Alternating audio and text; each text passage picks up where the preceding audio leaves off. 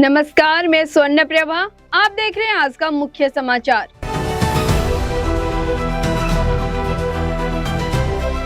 मेरठ का ऐतिहासिक नौचंदा मेला 2026 अपनी 350 साल पुरानी परंपराओं के साथ शुरू हो गया है।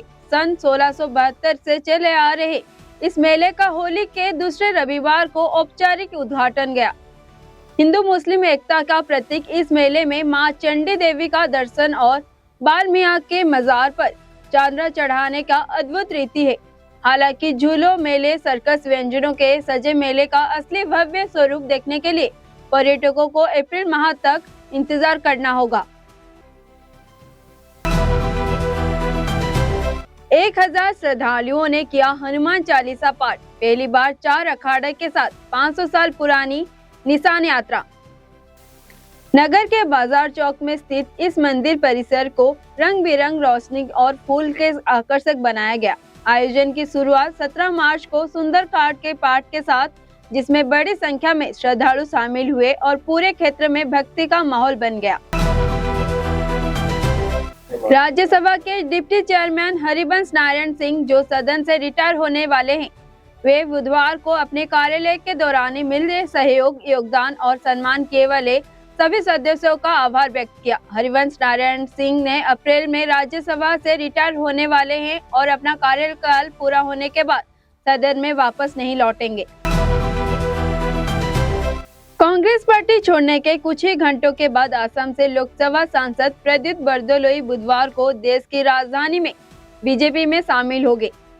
बरदलोई, जो कांग्रेस शासन के दौरान असम में मंत्री थे, मुख्यमंत्री हिमंत बिस्वा शर्मा के प्रदेश बीजेपी अध्यक्ष दिलीप सक्रिय के मौजूदगी में बीजेपी में शामिल हुए।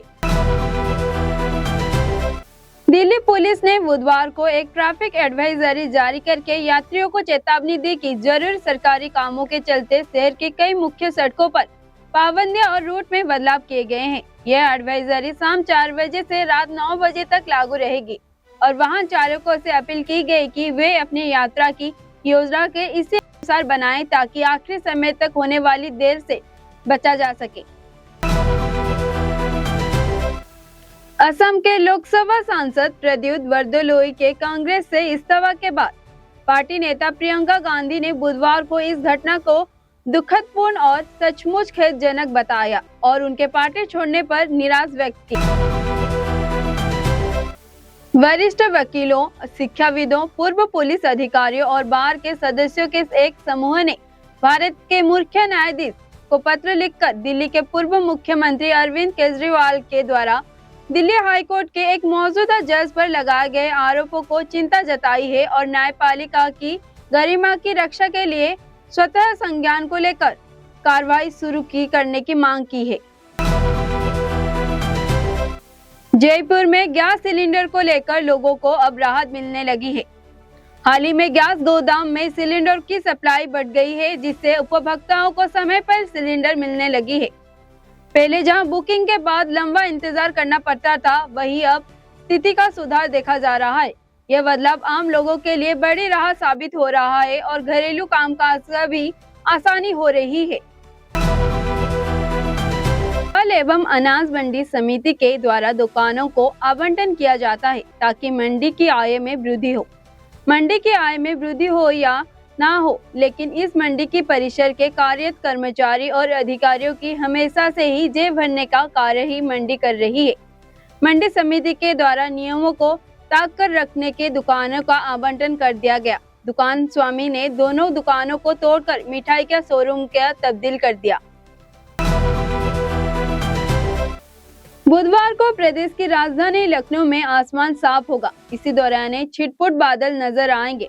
हालांकि अगले 24 घंटे के बाद हल्की बारिश होने की संभावना है। मौसम विभाग ने इसका संभावना बताई है।